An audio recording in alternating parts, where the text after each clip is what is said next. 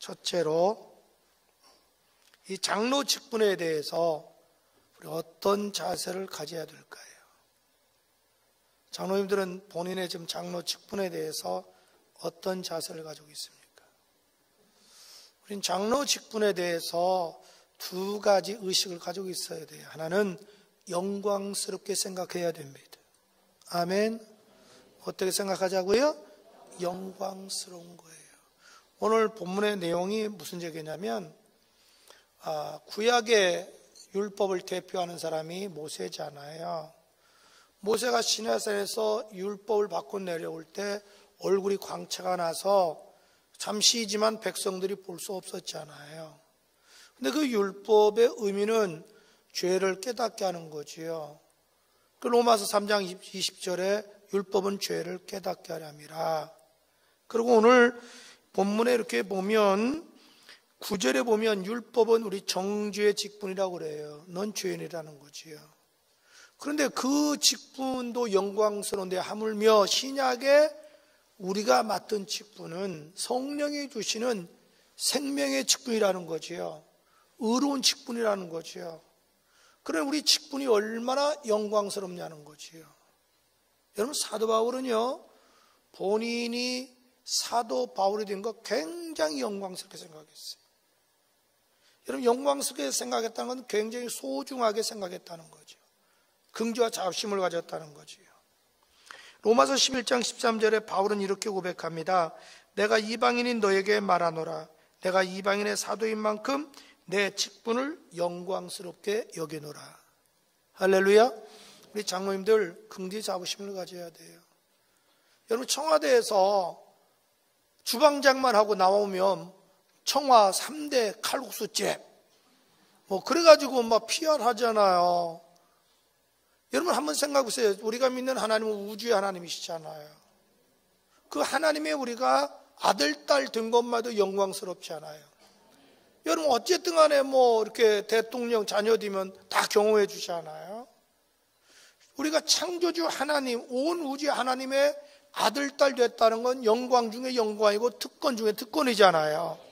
근데 한 단계 더 뛰어넘어서 그 주님께서 당신의 핏값으로 세우는 교회를 세우기 위해서 우리에게 장로의 직분을 주셨다고요. 얼마나 이게 영광스러운 거예요. 이보다도 영광스러운 게 어디가 있어요. 여러분 얼마나 장로가 귀한 건데요. 본인에게도 마찬가지지만 가문에도 마찬가지고 교회도 얼마나 영광이에요. 그래서 우리 장로님들 좀 긍지와 자부심을 가져야 돼요. 늘 세상에 존귀하게 여겨야 돼요. 여러분 두 번째로 사도 바울은요 자기 직분에 대해서 감사했어요. 감사했어요. 디모데전서 1장 12절에 바울이 이렇게 고백해요. 나를 능하게 하신 그리스도 예수 우리 주께 내가 감사함은 나를 충성되게 여겨 내게 직분을 맡기심이니. 사도 바울은 자기 직분에 대해서 늘 감사해요. 왜? 하나님이 나 같은 사람 뭐라고 충성스럽게 여겨서 이 귀한 직분을 주셨냐는 거죠.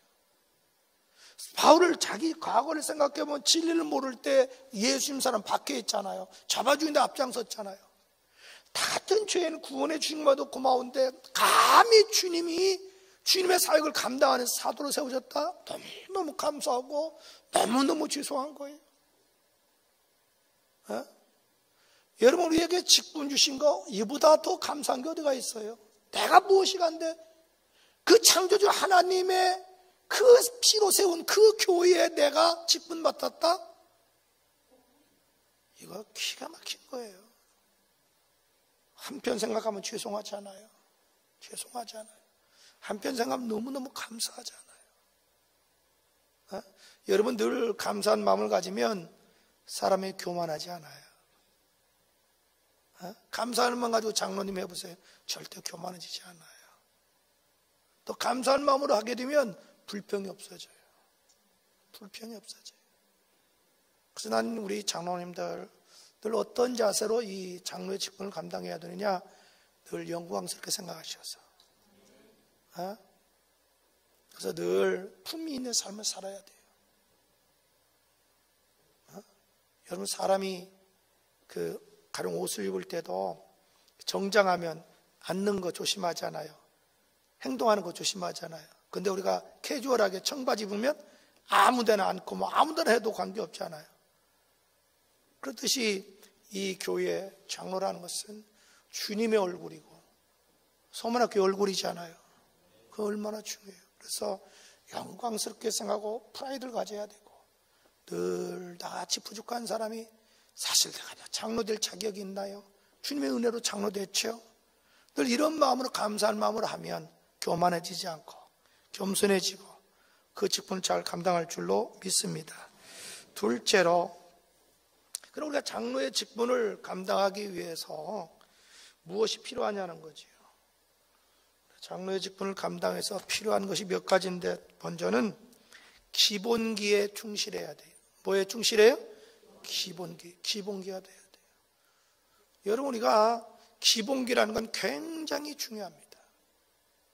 우리는요, 목사 되기 이전에, 장로 되기 이전에, 권사 되기 이전에, 집사 되기 이전에 그리스도인이에요. 여기서 출발해야 돼요. 내가 그리스도에서 어떻게 주님을 섬기고 그리스도에서 어떻게 교회를 섬길 거냐라는 거죠. 그 기본기 중에서 가장 중요한 것이 공적 예배잖아요. 공적 예배예요. 예배는 하나님 앞에 내 자신을 산 제물로 드리는 제사잖아요. 그러니까 우리가 신령과 진정으로 예배 드려야 되죠. 장로님들은 여기에 본이 돼야 돼요. 장로님들 죄송하지만 1시간 전에는 오셔야 돼요. 와서 교회 한 바퀴 탁 돌아다녀야 돼요. 어디 이상 있나, 이상 없나, 할 일 없나.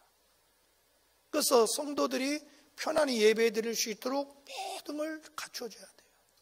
그리고 예배 드릴 때는 제일 앞에 서가지고 온전히 정말 마음을 다하고 목숨을 다하고 뜻을 다하고 힘을 다해서 예배 드려야 돼요.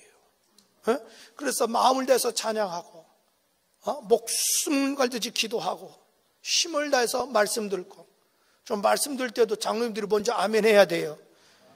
이상하게 장로님이 입이 무거워지 돼. 좀 아멘 해야 돼요. 예배는 축제가 돼야 되잖아요. 그래서 예배에, 공적 예배에 빠지면 안 돼요. 목숨 걸어야 돼요. 그리고 우리 장로가 기본기로 갖춰야 될 것이 말씀이에요. 우리 장로님들은 말씀 수준이 평신도를 양육할 수 있는 수준이 돼야 돼요. 그래서 늘 장로님들 성경을 매일같이 하루에 4장씩 읽으세요. 그래서 늘 말씀이 내 곁을 떠나지 않아야 돼요. 그래서 평신도들에게 말씀을 가르치고 말씀 가지고 권면하고 양육하는 수준이 돼야 돼요. 또 기본기 중에 하나가 여러분 기도입니다. 기도가 없으면 교회는 죽어요. 그래서 구약시대 성막에 보면 성막 안에 들어오면 한쪽에는 떡상이 있고 한쪽에는 뭐가 있어요? 촛대가 있어요. 그 다음에 가운데 향단이 있어요. 향단이 뭐예요? 중보기도 하는데요. 늘 교회는 기도불이 꺼지면 안 돼요. 그래서 우리 장로님 권사님들 정도 되면 일주일에 4-5번 이상 새벽기도 나와야 돼요. 늘 기도해야 돼요. 그 다음에 모여서 장로님끼리 중보기도 하고 늘 계속 기도하고. 교회에 다른 건 몰라도 기도불만큼은 꺼져서는 안 돼요. 그건 생명이에요. 여러분, 생명이에요. 교회는 기도로 운영되는 거지 지혜와 지식과 능력으로 운영되는 게 아니에요. 그게 생명이에요. 여러분, 기도 외에는 방법이 없더라고. 제가 목회해 보니까 다른 거 없어요. 기도하면 주님이 역사해 주셔요. 그래서 교회가 기도가 살아야, 장로님들이 기도 불불 치는데 불쏘시개가 돼야 돼요. 자꾸 앞장서야 돼요. 그러면 교인들이 따라서 해요. 그리고 봉사하는데 기본기가 됐어요. 기본적으로 교회에 무슨 일이 있으면 앞장서야 돼요. 애경사 있다 그러면 그냥 내가 저 사람하고 친소관계를 떠나서 교회 지도자니까 장로님들은 그냥 참석하고 그렇게 해줘야 돼요. 그다음에 그래서 기본계 갖춰야 된다. 또 직분을 감당하기 위해서는요, 솔선수범해야 돼요. 장로님들 방법이 없어요. 그래서 데살로니가서 1장 6-7절에 보면 이런 얘기가 나와요. 너희는 많은 환난 가운데 성령의 기쁨으로 말씀을 받아 우리와 주를 본받는 자 되었으니 그러면 너희가 마게도냐 아가야에 있는 모든 믿는 자의 본이 되었느니라. 그러니까 데살로니가 교회들은요, 모든 주변에 있는 교회에 믿음의 본이 됐다는 거죠. 왜? 솔선수범했기 때문에. 여러분, 그 실은요, 앞에서 끌어야 실이 이렇게 따라오죠. 뒤에서 밀어서는 실이 안 가요. 교회에서는요, 지도자가 솔선수범해야 돼요. 모든 면에 솔선수범해야 돼요. 하나의 미랄이 돼야 돼요. 그래서 요한복음 12장 24절에 보면 한 알의 미랄이 땅에 떨어져 죽으면 그대로 있고 죽지 아니하면 한 알 그대로 있느니라. 그래서 장로님 권사님들이 희생해야 돼요. 솔선수범해야 돼요. 방법이 없어요. 그래서 교회가 세워지는 거죠. 이 직분이 여러분 계급이 아니잖아요. 계급이 아니잖아요. 그리고 직분을 감당하기 위해서 뭐가 필요하냐면 성도, 장로님 권사님은요, 성도들을 돌봐야 돼요. 성도들을 섬겨야 돼요. 베드로전서 5장 2절 이하에 보니까 너희 중에 있는 하나님의 약물을 치되 억지로 하지 말고 하나님의 뜻을 따라 자원함으로 하며 더러운 이득을 위하여 하지 말고 기꺼이 하며 맡은 자들에게 주저하는 자들 하지 말고 약물의 본이 되라. 그런 목자장이 나타났을 때 시들지 아니하는 영광의 면류관을 얻으리라. 아멘. 그래서 여러분이 장로님, 권사님 정도 되면요, 성도들을 돌봐야 돼요.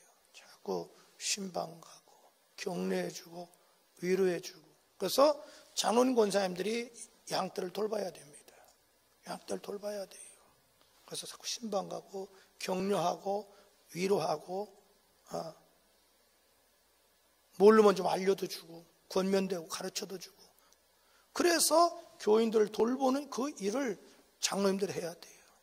그런데 이상하게 그걸 잘 안 하더라고요. 초대교회 보면 평신도들이 거의 그 로마서 16장에 보면 다 평신도들인데 바울이 그들을 가리켜서 내 동역자라고 그랬어요. 같은 레벨과 수준에 올라와야 돼. 담임 목사와 같은 어떤 비전, 철학, 신앙적인 레벨에 올라와야 돼요. 여러분, 스데반 집사 보세요. 최초의 순교자였잖아요. 빌립 집사 보세요. 얼마나 복음을 전합니까? 거의 목회자 수준이잖아요. 그 수준으로 와야 된다는 거죠. 그래서 정말 나는 이 교회에서 좀 장로님들이 양들을 많이 돌보고 섬겼으면 좋겠어요. 그리고 장로님들 다시 한번 부탁드리는데, 장로님들이 해야 될 일이 뭐냐면 정말 교회를 위해서 희생해야 돼요. 하나님의 미랄 돼야 돼요. 정말 여러분 섬겨야 됩니다. 여러분, 섬김이 뭐냐면 상대방의 필요를 채워주는 게 섬김이에요. 섬김은 예수님 그랬잖아요. 마음 10장 45절에 인자가 온 것은 섬김을 받으러 오는 게 아니라 도리어 섬기려 하고 자기 목숨을 많은 사람의 대속물로 주려 함이라 그랬잖아요. 그러니까 섬기는 건 뭐예요? 상대방의 필요를 채워주는 거예요. 그러니까 섬기기 위해서는 사랑의 마음이 있어야 돼요. 늘 사랑하는 마음이 있어야 돼요. 사랑하는 마음이 있어야 돼요. 그리고 섬기기 위해서 필요한 것이 뭐예요? 겸손해야 돼요. 잘못하면 상처 줘요. 그리고 상대방을 섬기려면 지혜로워야 돼요. 왜냐하면 상대방이 뭘 필요한지를 알아야 되잖아요. 그리고 섬기려면 실력이 있어야 돼요. 돈이 있든 건강이 있든 재능이 있든 그 실력이 있어야 돼요. 그리고 섬기려면 내 자신을 희생해야 돼요. 희생 없이는 여러분 못 섬겨요. 늘 희생해야 돼요. 그래서 정말 여러분, 우리 장로님들 교회를 위해서 좀 희생하세요. 희생하세요. 골로새서 1장 24절 25절에 성경이 이렇게 말을 해요. 바울이 나는 이제 너희를 위하여 받는 괴로움을 기뻐하고 그리스도의 남은 고난을 그의 몸된 교회를 위하여 내 육체에 채우노라. 내가 교회의 일꾼 된 것은 하나님이 너희를 위하여 내게 주신 직분을 따라 하나님의 말씀을 이루려 함이라. 이런 얘기예요. 예수님이 십자가에서 우리 구원을 위한 고난은 다 끝냈어요. 그래서 다 이루었다고 그랬어요. 그러나 그 교회를 세우기 위한 고난은 계속되고 있다는 거죠. 바울은 교회를 세우기 위한 그 고난을 내 육체에 감당한다는 거죠. 여러분, 교회가 저절로 세워지는 게 아니잖아요. 누군가 피와 땀과 눈물이 있어야 되잖아요. 그렇게 없이 어떻게 교회가 세워지겠어요? 가정도 마찬가지인데. 그래서 정말 난 바라기는 여기 장로님 권사님들이 이 교회를 세우기 위해서 자원해서 하나님 미랄되고 희생하기를 축복합니다. 여러분 반드시 이 땅에서도 하나님 보상해 주시고 하늘나라 갔을 때 주님께서 면류관 주셔요. 한 가지 더 우리 부탁드리고 싶어요. 장로님 권사님들이 어떤 자세를 가지고 일해야 되느냐? 다음 세대를 키워라. 여러분 한국교회 위기는 다음 세대, 차세대 키우지 않으면 큰일 납니다. 10년 후에 많은 교회가 문 닫을 겁니다. 정말 다음 세대에 목숨 걸어야 됩니다. 그래서 여러분들 중에 많은 분들이 좀 기도 교사로 좀 후원하세요.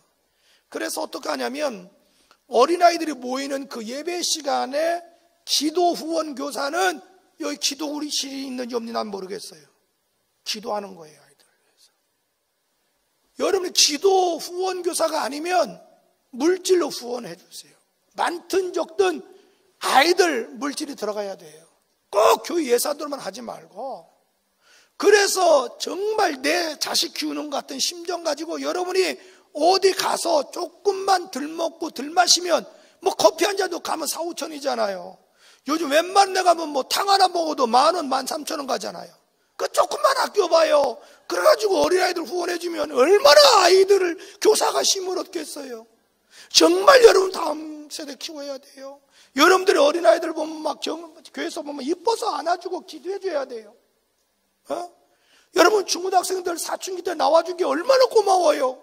사춘기 때 얼마나 세상 유혹이 많은데 우리 청년 대학생이 와준 거 얼마나 고마워요. 눈물 곁도록 고맙지요. 그 사춘기 때 방아 잡고 나왔다는 게 얼마나 고마워요. 진짜 여러분 지금 시대가 너무 악하잖아요. 우리가 다음 세대 신경 쓰지 않으면 구라파트는 한국교회 문 닫아야 됩니다. 정말 심각한 게 여러분 생각해야 돼요. 그래서 우리 자손들에서 기도해야 돼요. 난 이 교회가 좀 2대 3대가 나왔으면 좋겠어요. 그래서 우리 혈통이 개성돼야 되고 신앙이 개성되고 축복이 개성돼야 돼요. 그래서 교회에서 1대 장로님 나오고 2대 나오고 또 3대도 나오고 그러면 얼마나 좋겠어요. 얼마나 좋아요. 그 비전과 꿈을 가지고 자녀들 신앙 철저히 신앙 여러분 터치해야 돼요. 다른 건 다 양보해도 내한테 신앙만큼은 내가 양보 못한다. 이거 가르쳐야 돼요. 근데 대부분 우리는 그러지 않잖아요. 전부 다 제가 양보를 안 했어요. 지금도 신앙만큼은 양보할 수 없어요. 철저하게 저는 천당지옥 사상이 굉장히 강해요. 내 세대한 게 이것이 없으면 예수 뭐하러 믿어요. 그래서 어렸을 때 여러분 자녀에게 철저히 심어줘야 된단 말이죠. 그래서 교회 장로님들이요 지금만 보지 마세요. 10년 20년 후를 내다보고 우리 교회 학교 있잖아요. 유아부, 유치부, 또 아동부, 학생부 그냥 기도해주고 선생님들 격려해주고 위로해주고 좀 그 일을 해야 돼요. 그래서 교사들 가끔 가다가 짜장이라도 관계없어. 많이 먹어야 좋은 게 아니잖아요. 사주면서 격려해주고 위로해주고 우리가 관심 있다는 걸 보여주는 거죠. 그래서 정말 나는 이 교회 장로님들 어디다 내놔도 가장 FM이고 샘플되는 그런 장로님이 돼서 이 땅에서도 존경받으시고 나중에 하늘나라 가서 주님 앞에 면류관 받는 여러분들 주님으로 축복합니다. 기도합니다.